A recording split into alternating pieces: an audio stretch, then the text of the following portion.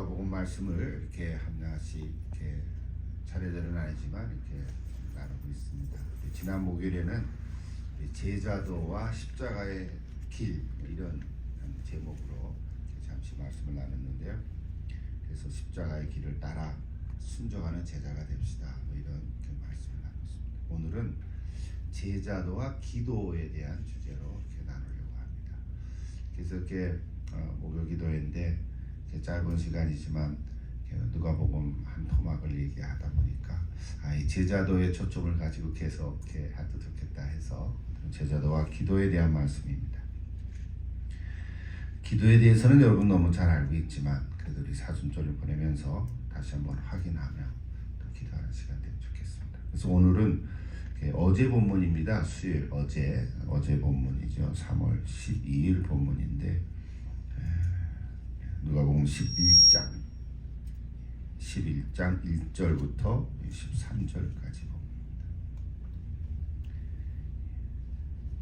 누가복음 11장 1절부터 13절까지 세 부분으로 나눠 있는데요. 이렇게 한 부분씩 읽으면서 또 같이 말씀 나누겠습니다. 자, 11장 1절부터 4절까지 먼저 같이 한번 읽으십시다. 여러분 잘 아는 주기도문 내용인데요. 한번 같이 읽어보겠습니다. 1절입니다. 예수께서 한 곳에서 기도하시고 마치심에 제자 중 하나가 여짜오되 주여 요한이 자기 제자들에게 기도를 가르치신 것과 같이 우리에게도 가르쳐 주옵소서. 예수께서 이르시되 너희는 기도할 때 이렇게 하라. 아버지여 이름이 거룩히 여김을 받으시오며 나라가 임하옵시며 우리에게 날마다 일용할 양식을 주시옵고 우리가 우리에게 죄 지은 모든 사람을 용서하오니 우리 죄도 사하여 주시옵고 우리를 시험에 들게 하지 마옵시옵소서 하라 그랬어요. 우리가 늘 아는 주기도문하고 조금 다르죠. 우리가 늘 아는 주기도문은 마태복음에 나오죠. 마태복음에 나오는 그 주기도문인데 여러분 주기도문은 뭐 너무 잘 아니까 어떤 기도의 기본 틀이다 이렇게 말할 수 있습니다. 기도의 기본 틀이다. 그래서 우리가 저 예수 믿는 사람에게 가르쳐 주는 것이 주기도문이잖아요. 이거 이렇게 여러 번 읽고 또 암송도 해보세요. 세례 받기 전에도 주기도문을 꼭 이렇게 알려주잖아요. 사실은 주기도문을 가지고 8번에 나눠서 설교를 한 적도 있어요. 그렇죠? 여러분 전에 몇 년 전에 아마 들으셨을 텐데 이 주기도문의 구성이 그렇게 돼 있죠. 여러분 다시 한번 짧게 말씀을 드리면 맨 처음에 호칭이 중요합니다. 처음에 뭐라 그랬죠? 아버지요 그랬어요. 여러분 기도는 하나님께 한다 그러는데 그 하나님을 우리가 아버지라고 고백하잖아요. 그러니까 이 주기도문은요 누가 할 수 있나요? 아무나 할 수 있는 기도가 아니에요. 하나님을 아버지라고 부를 수 있는 사람이 할 수 있어요. 그냥 신이시여 뭐 그런 정도로 갖고 있는 사람은 주기도문을 할 자격이 없어. 신은 무슨 신이냐? 아버지지. 이렇게 해야 돼요. 여러분 우리가 그 아버지 하나 갖고도 우리가 설교를 한 시간 한단 말이죠. 그래서 아버지 호칭이 분명합니다.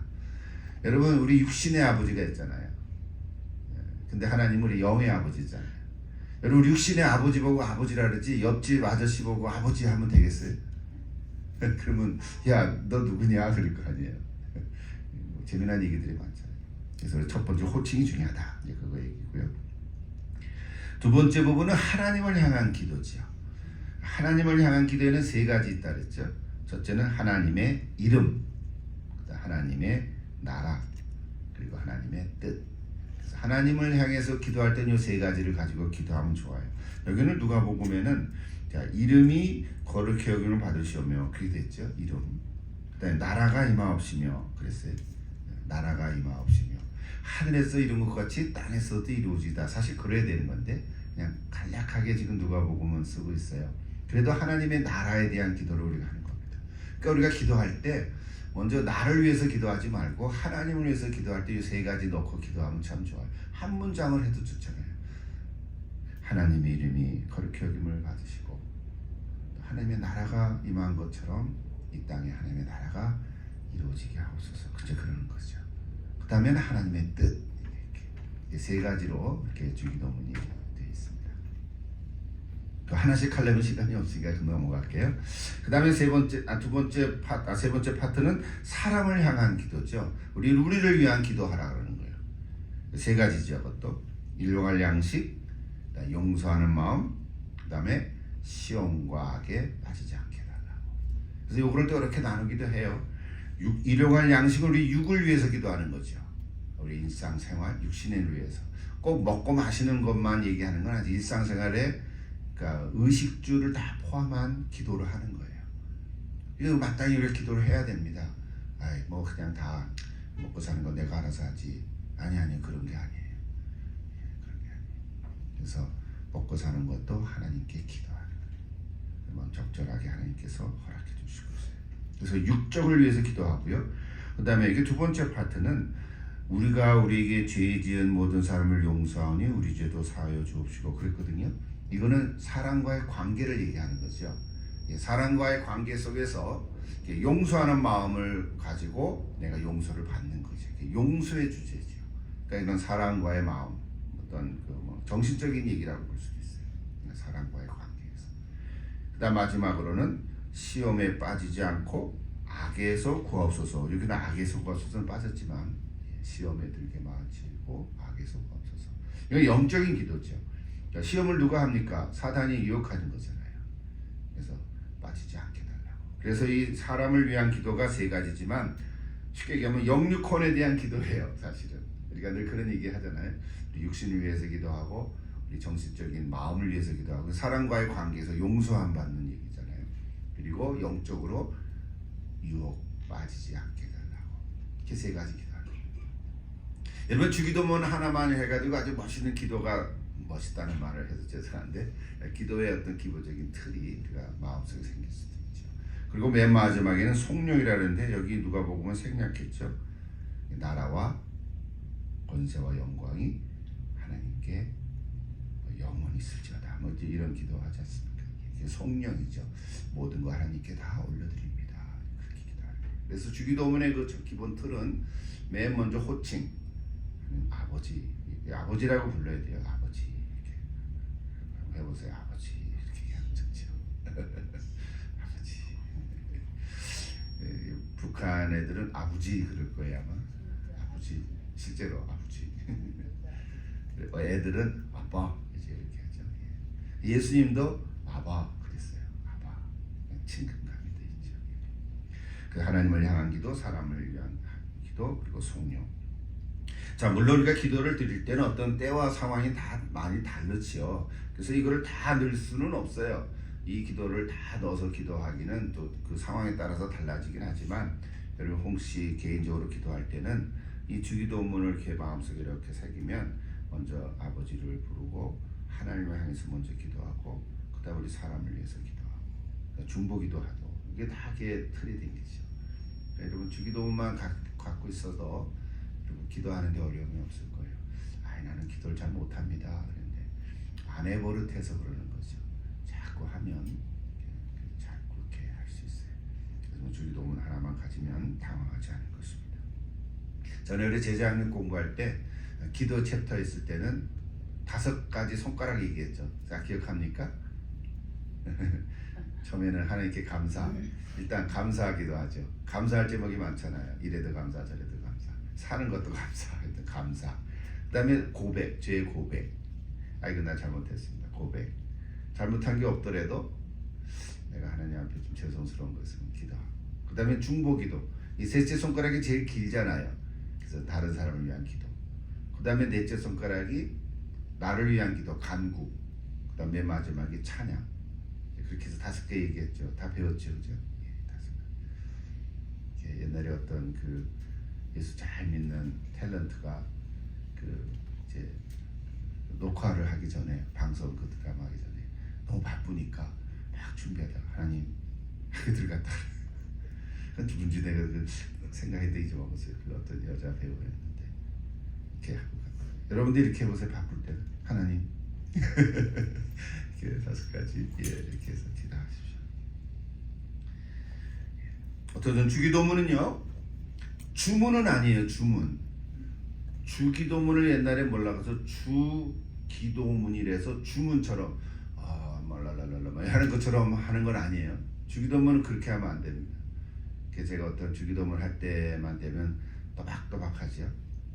오늘도 마지막 기도할 때 또박또박. 그리고 주기도문은 회의를 마치고 하는 기도라고 생각하는 것도 안 좋아요. 뭐 회의를 다 하고 나서 주기도문을 마칩시다 그러잖아요. 전에 저도 그렇게 해왔는데 하나 생각해 보니까 회의를 마치고 하는 마무리 기도로 주기도문을 하는 것보다는 오히려 그 중에 있는 어떤 사람에게 마무리 기도를 부탁하는 게 더 좋은 것 같아요. 그래서 저는 꼭 그 다음부터는 그렇게 합니다. 그래서 주기도문을 마치 주문처럼 이렇게 암송을 한다거나 또는 또 회의를 마지막으로 마무리하는 스타일의 기도로 그냥 호로록 해버리고 마는. 그리고 주기도문 얼마나 빨리 하는지 사람들이 어딜 가면은 막 빨리 해. 그러니까 그게 뭐냐면 다 암송을 했기 때문에 입에서 술술 나오는 거지. 근데 전혀 뜻은 생각 안 하고 한다. 그래서 저는 조금 그게 좋지 않겠다, 바람직하지 않다 해서 또박또박 하고요. 또 뭐 마무리하는 기도로 그거 하는 것보다는 뭐 마무리 기도할 때는 할 수도 있지만 뭐 회의를 하고 막 얘기하다가 자 주기도를 마칩시다 뭐 이런 식으로 하는 거는 조금은 좋지 않겠나 그런 생각을 합니다. 뭐 어쨌든요 중요한 거는 자 주기도문 오늘 첫 번째 파트의 핵심은 그래서 하나님이 중심이 되는 기도를 드려라 그 얘기예요. 예수님이 제자들에게 가르쳐 주신 기도잖아요. 주기도문 잘 알지만 꼭 그걸 기억하면 좋겠습니다. 두 번째 한번 볼까요? 우리 누가복음 11장 지금 오늘 나누고 있습니다. 누가복음 11장 1절부터 13절인데 5절부터 이제 8절까지 또 같이 보겠습니다. 누가복음 11장 5절부터 8절까지 매일 성경 어제 수요일 본문을 지금 같이 나누고 있습니다. 5절을 다 같이 한번 읽겠습니다. 8절까지. 또 이르시되 너희 중에 누가 벗이 있는데 밤중에 그에게 가서 말하기를 벗이여 떡 세 덩이를 내게 구워달라. 내 벗이 여행 중에 내게 왔으나 내가 먹을 것이 없노라 하면 그가 안에서 대답하여 이르되 나를 괴롭게 하지 말라. 문이 이미 닫혔고 아이들이 나와 함께 침실에 누웠으니 일어나 내게 줄 수가 없노라 하겠느냐. 내가 너에게 말하노니 비록 벗됨으로 인하여서는 일어나서 주지 아니할지라도 그 간청함을 인하여 일어나 그 요구대로 주리라 그랬어요. 내용은 충분히 이해할 수 있죠. 하나의 비유지요. 비유입니다. 비유로 하신 말씀인데 그래서 비유할 때는 조심해야 되죠. 구절 하나하나에 뭐 특별한 의미를 부여할 필요는 없어요. 그렇게 하면 해석이 엉뚱한 데로 가거든요. 그러니까 뭐 하나하나 그 친구가 누구지? 왜 떡이 세 덩어리지? 뭐 이런 식으로 얘기할 필요는 없어요. 전체 핵심이 뭡니까? 전체 핵심에 포기하지 말고 기도하라는 거지. 우리가 기도할 때 응답이 없더라도 끝까지 기도해라. 그걸 가르쳐주는 교훈이죠. 기도의 교훈입니다. 물론 어떤 경우에는 그 기도가 이루어지지 않을 때도 있죠. 응답이 안 되는 경우도 있는데 그것을 해서 낙심하지 말고 다시금 기운을 차려서 기도하라는 거죠.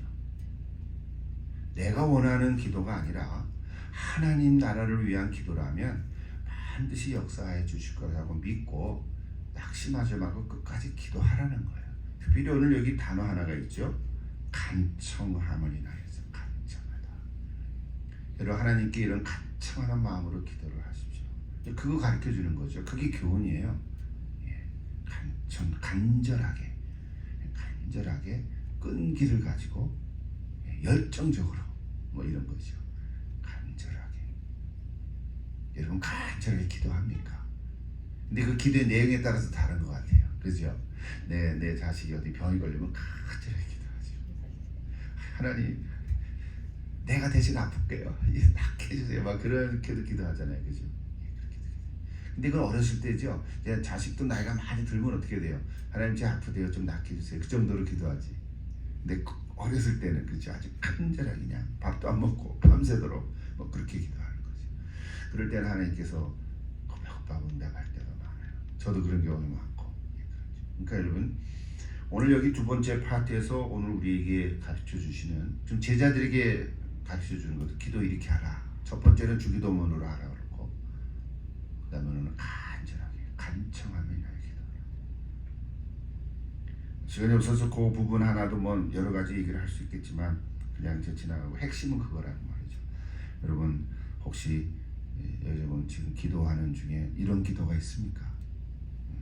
이런 기도가 있겠죠. 이제 이따가 기도하겠지만 예를 들면 어젯밤에 우리 박 목사님 그 가게에 몇 시요? 12시 반? 12시 반에 도둑이 들었대. 문을 뚫고 정문을 이렇게 뚫고 그래서 비비비 해가지고 이제 가서 뭐 큰 어려운 일은 없었다 그러더라고요.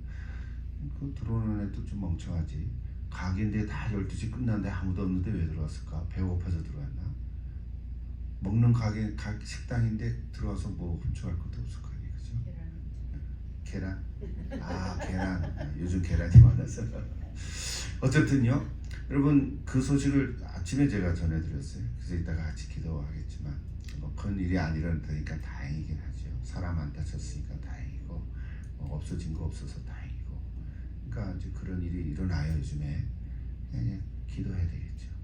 그래서 하나님께서 보호해 주신 거 감사하고. 그래서 큰 일 없어서 감사하고. 저는 우리 권사님 가게도 누가 또 이렇지 않겠거든. 요즘에 이런 일들이 생기잖아요. 여러분이 기도하는 거죠. 간절한 기도가 있죠. 여러분 간절하게 생기는 거잖아요. 그러니까 이게 돌이켜보면 지나가 보면 어려움이 오히려 내게 유익이다. 그런 일이 있으니까 더 간절히 기도하게 되는 거죠. 여러분 그 기도하십시오. 여러분 기도 중에 이런 간절한 기도가 있으면 다시 한번 오늘 말씀 붙들고 기도하실 수 있기를 바랍니다. 마지막 부분 보십시다. 여기 9절부터 13절인데 또 같이 한번 읽어볼까요? 9절 내가 또 너에게 이르노니 구하라 그러면 너에게 주실 것이요 찾으라 그러면 찾아낼 것이요 문을 두드리라 그러면 너에게 열릴 것이니 구하는 이마다 받을 것이요 찾는 이는 찾아낼 것이요 두드리는 이에게는 열릴 것이니라. 너희 중에 아버지 된 자로서 누가 아들이 생선을 달라 하는데 생선 대신에 뱀을 주며 알을 달라 하는데 정갈을 주겠느냐. 너희가 악할지라도 좋은 것을 자식에게 줄 줄 알거든.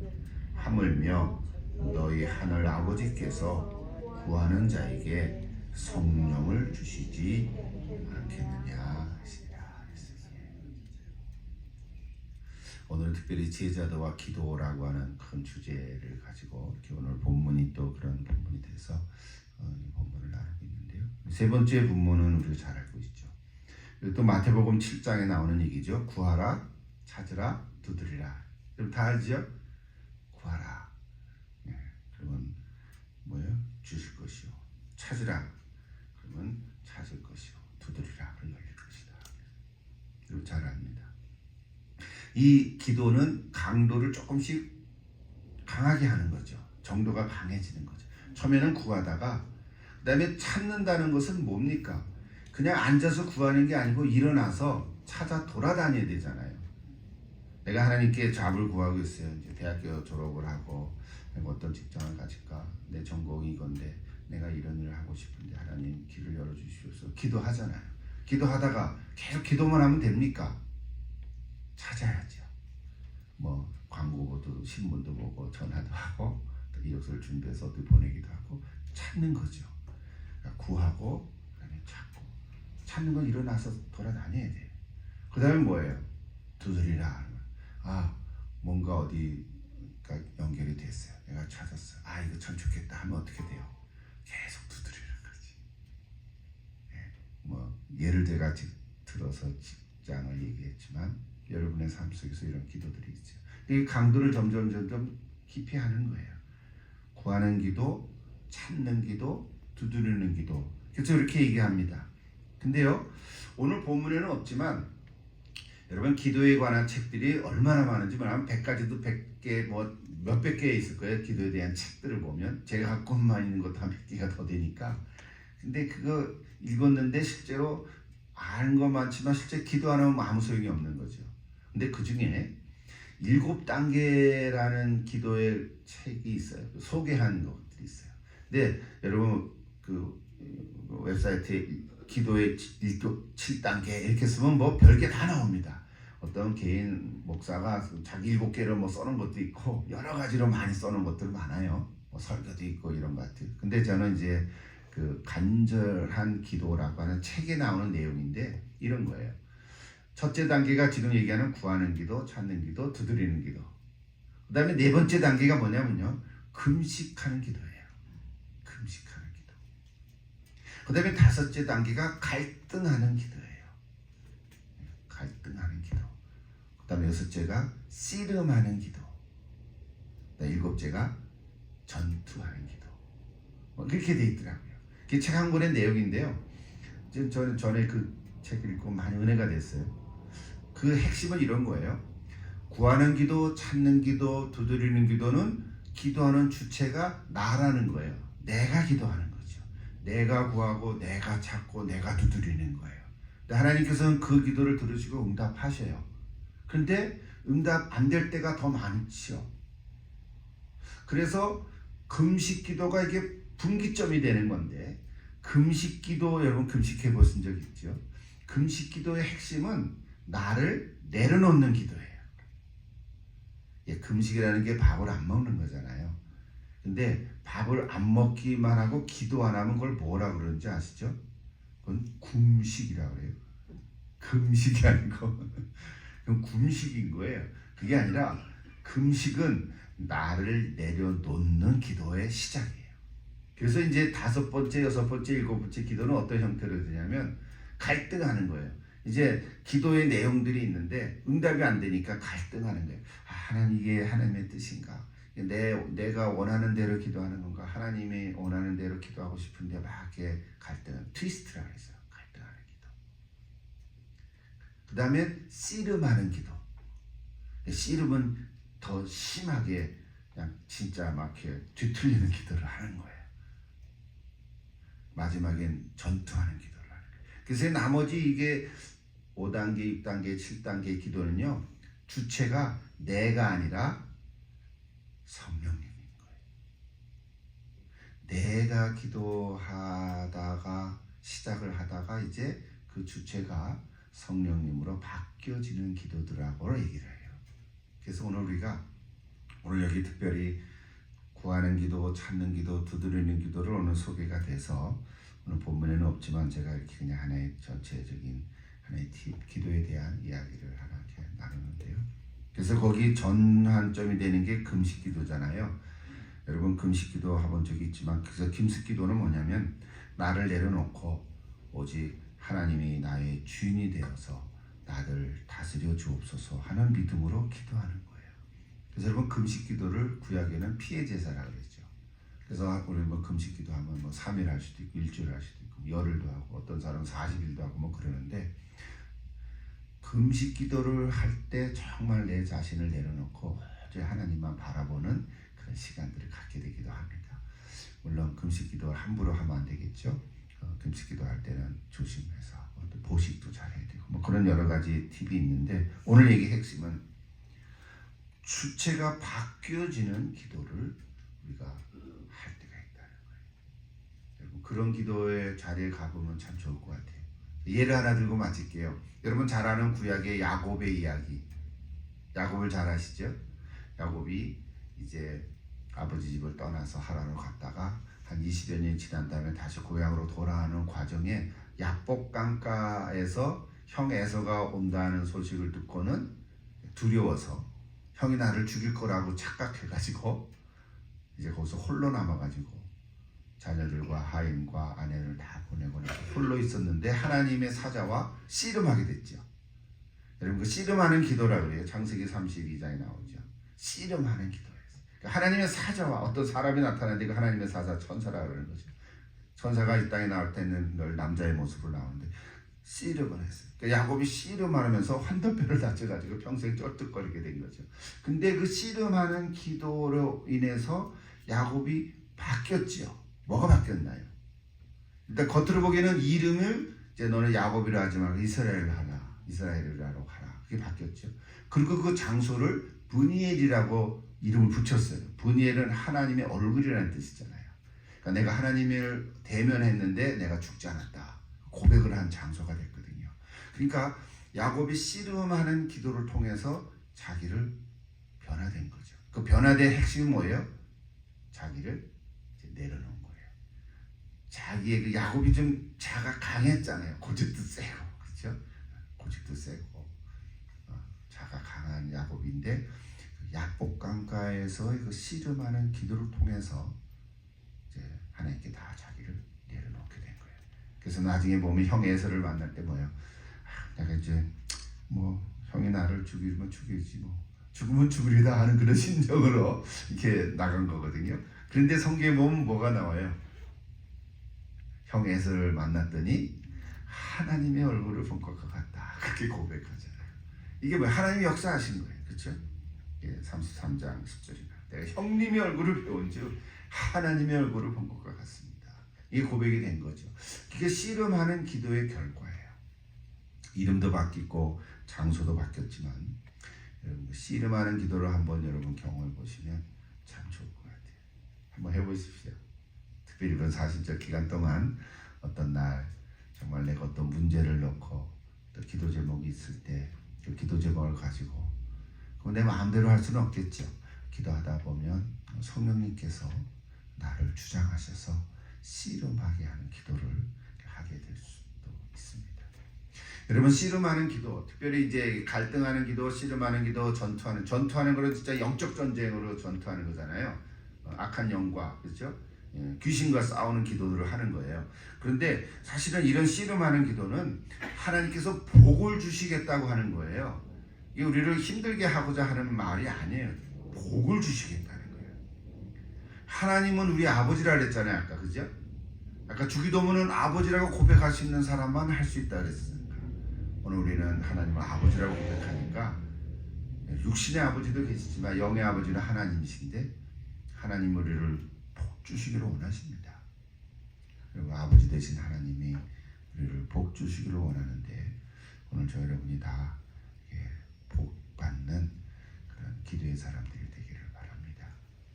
맨 마지막 구절 하나 읽고 마치죠. 맨 마지막 구절 뭡니까? 13절 다시 한번 읽어볼까요? 너희가 악할지라도 좋은 것을 자식에게 줄 줄 알거든 하물며 너희 하늘 아버지께서 구하는 자에게 성령을 주시지 않겠느냐. 이건 누가복음에만 나오죠. 마태복음에는 성령이라는 단어는 안 나와. 누가복음 성령을 주시지 않겠느냐. 여러분 성령을 주신 하나님께 감사하십시오. 사실은 성령보다 더 큰 선물이 어디 있습니까? 궁극적으로 따져보면 뭐 조그만 선물 하나 하나님이 내가 기도한 대로 응답해 주시고 얼마나 감사합니까? 뭐 내가 기도했는데 그걸 그대로 응답해 주셨어. 감사합니다. 찬양하죠. 그거 끝나요. 근데 진짜 귀한 선물은 성령님이세요. 예수님이 승천하신 이후에 성령이 오셔서 교회가 이루기 시작했고 2000년이 지나는 오늘날까지도 전 세계에 흩어져 있는 모든 지역 교회들이 성령에 의해서 다스리고 계시잖아요. 그 교회 형편이 어떠하든지 뭐 규모가 크든 작든 그 교회를 이루고 있는 신자 한 사람 한 사람에게 성령이 임하시는 것처럼 큰 축복은 없습니다. 오늘 저 여러분 다 성령이 임하신 줄로 믿습니다. 내 안에 성령이 계시는데 이게 가장 큰 복이에요. 우리 이게 기도 다 벌써 응답이 된 거예요. 너희 하늘 아버지께 구하는 자에게 성령을 주시지 않겠냐 그랬잖아요. 여러분 심령에 성령이 계신 줄로 믿습니까? 성령이 계시는 성전이 아니겠느냐 우리 바울이 이미 다 얘기했잖아요. 내 안에 계신 성령님은 보혜사가 돼서 나와 항상 함께 하세요. 나의 모든 것을 아시고 내 생각과 감정과 의지를 아셔서 나를 주장하시고 다스리시거든요. 오직 성령에 따라서 순종하며 살아가면 됩니다. 우리가 착각하고 오해하는 것 중에 하나는 성령이 내 안에 계심으로 모든 일이 다 잘 될 거라고 하는 거예요. 다 잘 되기를 바라는 거죠. 맞아요. 그런데 그래서 몸이 건강해지고 늙지도 않고 내 가정과 모든 자녀들이 다 승승장구하고 뭐 사업체도 잘 되고 교회도 성장하고 부흥하고 이거 얼마나 좋겠어요. 그런데요, 잘 보세요. 성령이 임하신다고 해서 항상 모든 일이 다 이렇게 되는 것만은 아니라는 거 깨달아야 돼요. 성령으로 충만한데도 여러분 병에 걸릴 수 있고요, 몸이 아플 수도 있고요, 그렇죠? 예. 여전히 자녀가 문제가 있을 수도 있고요, 아직 해결이 안 된 경우도 있고요, 사업체에 어려움이 생길 수도 있고요, 교회도 핍박을 받을 수도 있다는 거예요. 성령이 없어서가 아닌 거. 요거를 우리는 착각하면 안 되겠죠. 그래서 그 반대로 된다고 하더라도 그럼에도 불구하고 오늘 결론은 우리 제자로서 그리스도를 따라가는 우리 제자로서의 도리를 잃지 말고 꾸준히 그 믿음을 지키며 끝까지 달려가는 것입니다. 여러분 오늘 기도하러 오셨는데 기도하면 하나님이 복을 임할 줄로 믿습니다. 그 믿음을 가지고 내 안에 계신 성령님을 의지하면서 우리가 함께 기도하면 될 것 같아요. 하나님께서 복을 허락해 주십니다. 그래서 기도에는 힘이 있습니다. 힘이 있습니다. 여러분 기도할 때 하늘의 평강이 임할 줄로 믿습니다. 염려가 다 떠나갈 줄로 믿습니다.